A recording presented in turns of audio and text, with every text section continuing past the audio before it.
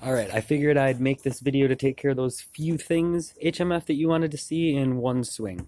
Now, mind you, we are getting pretty significant leaf coloration and drop too, along with the seasonal funguses that go along with living in this wonderful area. Hi, Jasper. Hi.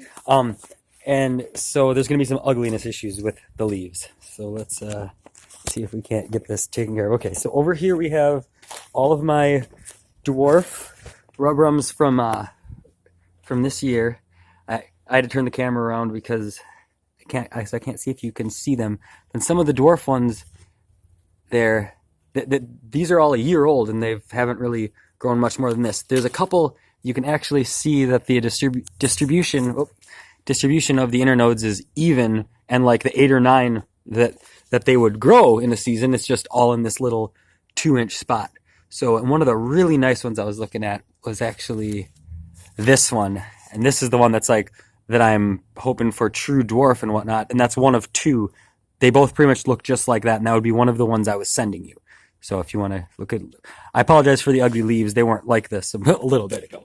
So we got some more. These are Amirs here. There's one of the dwarf Amirs, but it's looking like the fungus is kind of taking it over. All right. So as far as the variegated Fermani, which I know isn't right now, but here's a tray of Fermani, and if you can see this one, these patterns, and I mean at first I thought because it started about here.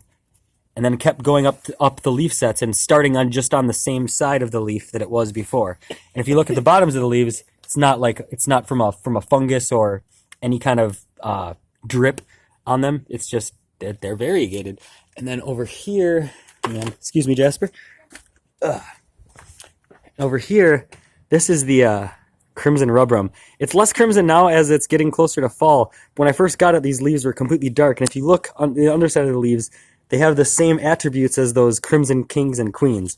And then right next to that crimson rubrum is this one that starts off with more rubrum leaves at the bottom, but then starts trying to compound like an agundo at the top, which is just really bizarre, and I thought you'd like to see that too.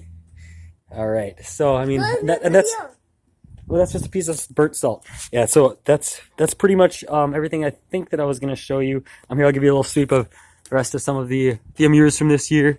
I mean, all of them have nice movement in it because I'm a wild wire. I wire constantly throughout the growing season, constantly checking wires. And yeah, you saw these guys down here.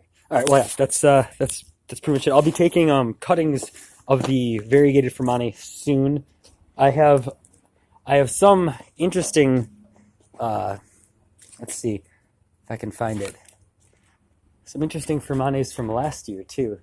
Got these, like for instance, this one is going all the way up there, and then on these little internodes right there, in that little inch of the lowest branch, you have 1, 2, 3, 4, 5 internodes in that little inch. So I'm getting the results I want to off the Fermani. So that's a big thing. I'm going to be making another video just on Fermani to post in the in my Tiny Tree Study Group's cold, wet weather, tree analysis page. All right, well, there you are.